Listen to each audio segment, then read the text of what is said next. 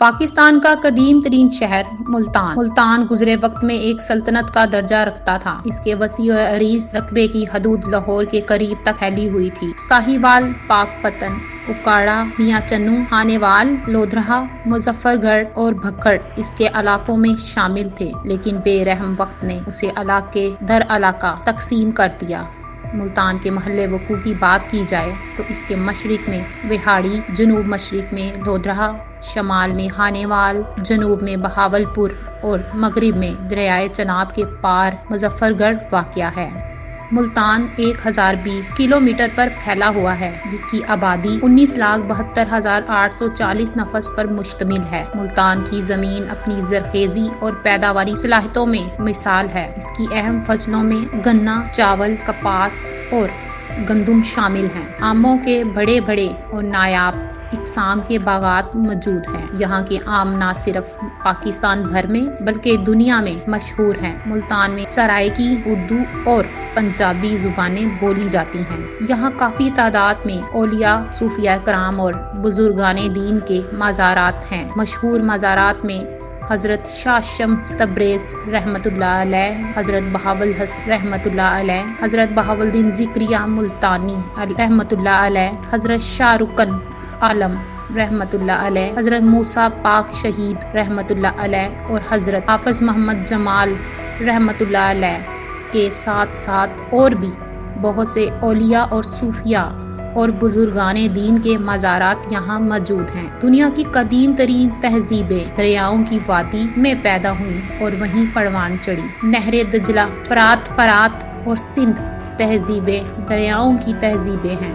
دریائے سندھ کی وسیع و عریض آبادی کے علاقوں میں شہر اور اس کا نواحی علاقہ بھی شامل ہے۔ ملتان قدیم تاریخی شہروں میں سے ایک شہر ہے، جس کا ذکر اندر پرست کے دور میں ہوتا ہے۔ قدیم ہندو گھرانوں میں جن کا ذکر اندر پرست کے دور میں ہوتا ہے، قدیم ہندو گھرانوں میں اس کا ذکر مالی ٹھان کے نام سے موجود ہے۔ تاریخ کی کتب میں یہ بھی ہے کہ ایک قوم جس کا نام مالی ٹھان یہاں آ کر آباد ہوئی اور سنسکرت میں آباد ہونے کو ستھان کہتے ہیں۔ شروع میں اس کا نام مالی استھان پڑ گیا، بعد میں بدل کر مالی تھان بن گیا۔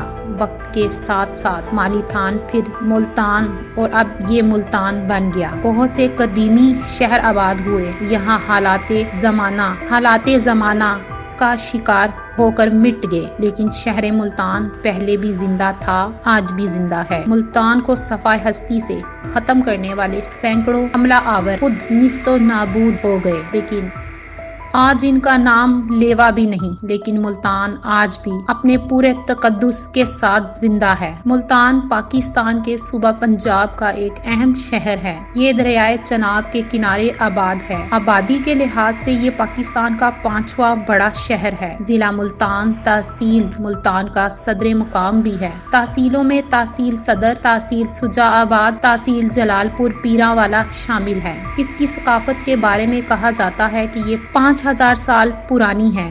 یہ بھی کہا جاتا ہے کہ ہو سکتا ہے اس سے بھی زیادہ قدیم ہو۔ اس امر پر مورخین کا اتفاق ہے کہ ملتان اور قلعہ ملتان کا وجود تاریخ دیوملائی سے بھی پہلے کا ہے۔ قابل افسوس بات یہ ہے کہ حملہ آوروں نے قلعہ ملتان کو نشانہ بنایا اور اسے فتح کرنے کے بعد خوب لوٹ مار، آتش زدگی ہوتی رہی۔ 1200 قبل مسیح میں دارا نے اسے تباہ کیا۔ 325 قبل مسیح میں سکندر نے اس پر چڑھائی کی۔ بعد ازاں عرب، افغان، سکھ اور فرنگی حملہ آوروں نے قدیم قلعہ ملتان کو برباد کرنے میں کوئی کسر نہ چھوڑی۔ تاریخ کے اوراق میں ملتان قبل از مسیح سے ہی عربی اور ثقافتی فنون کا حصہ اور مرکز رہا ہے۔ چونکہ جنگی آلات ہر زمانے میں طاقت کے اظہار کا بہترین ذریعہ رہے ہیں، لہٰذا وہ تمام افراد جو جنگی آلات بنانے کے فن سے جڑے ہوتے ہیں تو ان کا معاشرے میں ایک خاص مقام ہوتا تھا۔ خطہ ملتان میں حربی فنون کی مہارت اور تیر کمان سازی کا سب سے قدیم حوالہ 323 قبل از مسیح میں ملتا ہے۔ ایک حوالے کے مطابق سکندر یونانیوں کو لگنے والا تیر ملتان کا تیار کردہ تھا۔ ابو الفضل نے اپنی مشہور کتاب آئین اکبری میں ملتان کی حدود کچھ اس طرح بیان کی ہے۔ صوبہ ملتان کے ساتھ ٹھٹھہ کے الحاق سے قبل یہ صوبہ فیروزپور سے فیوزستان تک چوڑائی میں کفپور سے جیسلمیر تک اٹھا کے الحاق کے بعد یہ صوبہ کچھ مگران تک وسیع ہو گیا۔ مشرق میں اس کی سرحدیں سرہند سرکار سے، شمال میں پشاور سے، جنوب میں اجمیر کے صوبہ اور مغرب میں کچھ مگران سے ملتی ہیں۔ کچھ مگران پہلے صوبہ سندھ میں شامل تھا۔ ملتان کے بعد ملتان کے صوبہ میں 3 سرکاریں ملتان خاص، دیال پور اور بھکڑ تھی۔ ملتان کی وسعت اور عظمت پر تاریخ آج بھی رقص کرتی ہے۔ 792 کو محمد بن قاسم نے ملتان فتح کیا اور اسلامی سلطنت کی بنیاد ڈالی۔ 997 کو محمود غزنوی نے ہندوستان کو فتح کرنے کے ساتھ ملتان کو بھی فتح کیا۔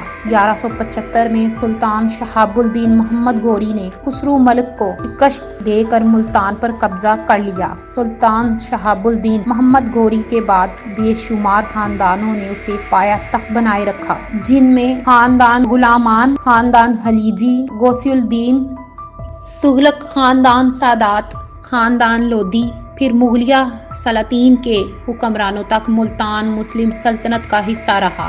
رنجیت سنگھ نے ملتان پر حملہ کیا، ایک زوردار جنگ ہوئی۔ تاریخ میں اسے جنگ ملتان کے نام سے منسوب کیا جاتا ہے۔ یہ جنگ مارچ 1818 میں شروع ہوئی اور 2 جون 1818 کو ختم ہو گئی۔ رنجیت سنگھ نے فوج قلعہ ملتان پر 2 جون 1818 میں قبضہ کر لیا۔ 1857 تک رنجیت سنگھ کے بیٹوں کی حکمرانی رہی۔ 1857 کی جنگ آزادی کے بعد فرنگیوں نے ملتان پر قبضہ کر لیا۔ 1947 تک برٹش امپائر کے زیر اثر رہا۔ آزادی کے بعد ملتان پاکستان کا حصہ بن گیا۔ تاریخ میں قلعہ ملتان کو خاص اہمیت حاصل ہے۔ یہ قلعہ اندر دفاعی صلاحیتوں کے ساتھ ساتھ طرز تعمیر میں بھی یگانیت رکھتا ہے۔ ایک اندازے کے مطابق اس قلعے کی دیواریں تقریباً 40 سے 70 فٹ اونچی اور 2 میل کے علاقے پر گھیراؤ کرتی تھی۔ ان کی دیواریں برج دار تھیں۔ اس کے ہر داخلی دروازے کے پہلو میں حفاظتی مینار تعمیر کیے گئے تھے۔ 1818 میں رنجیت سنگھ کی افواج کے حملے میں اندرونی چھوٹے قلعے کو شدید نقصان پہنچا، جو کہ کاتوچون یعنی راجپوتوں کی حکمرانی کے دوران تعمیر کیا گیا تھا۔ یہ جنگ کے لیے مورچہ نما چھوٹا قلعہ کہلایا، جس کے پہلو میں 30 حفاظتی مینار، ایک مسجد، ایک مندر اور خواتین کے ملحات تعمیر کیے گئے تھے۔ ملتانی قلعے کے باہر خندق بھی بنائی گئی تھی۔